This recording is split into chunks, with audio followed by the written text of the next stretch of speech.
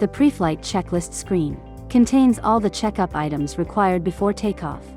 The top status bar shows information such as the health status, the battery levels of the drone and remote controller, and the mode of the remote controller. The N mode is the normal mode, and uses GNSS positioning. The S mode is the sport mode. In the sport mode, the drone flies at higher speed. The T or F mode is the winch mode. In this mode, the drone flies at lower speed, with higher stability. When the drone is at risk, a banner will appear to report the error. If a banner appears, perform troubleshooting based on the error message. Weather information includes time, weather, wind speed, visibility, temperature, and humidity. In the event of extreme weather, like heavy wind, high temperatures, and extreme cold, please fly with caution.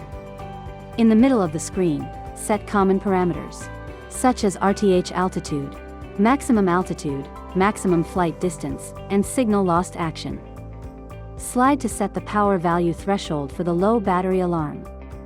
If the drone shows abnormal conditions such as overheating of the aerial electronics module, the drone will fly to the alternate landing site by default. Due to reasons such as signal blockage and far distance, the remote controller signal may be lost. In this case, the drone will automatically return to home at the RTH altitude you set here. Signal lost action is set to return to home by default. This option is recommended.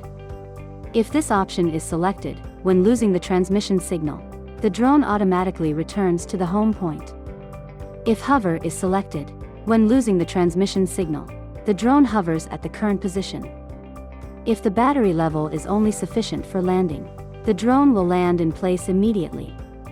If landing is selected, when losing the transmission signal, the drone descends immediately.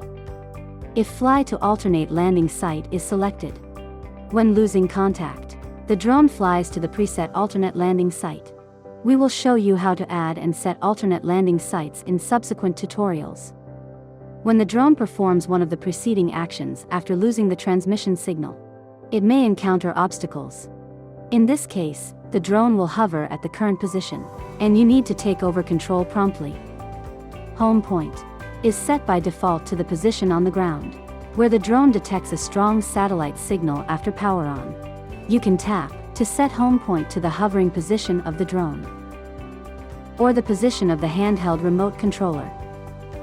Control stick mode is set to mode 2 by default. This mode is recommended. The power value threshold for the low battery alarm is 15% by default.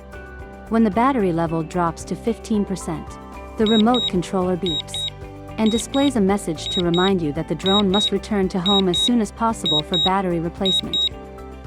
The power value threshold for the critically low battery alarm is 5% by default. When this threshold is reached, the remote controller will beep at shorter intervals.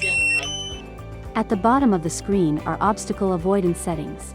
You can tap to enable or disable the obstacle avoidance system in different directions, and slide to set the distance threshold for alerts and the brake action. The action taken when obstacles are detected can be set to brake or off. If off is selected, the obstacle avoidance system is disabled for the drone. We recommend you enable the obstacle avoidance system and use the default settings.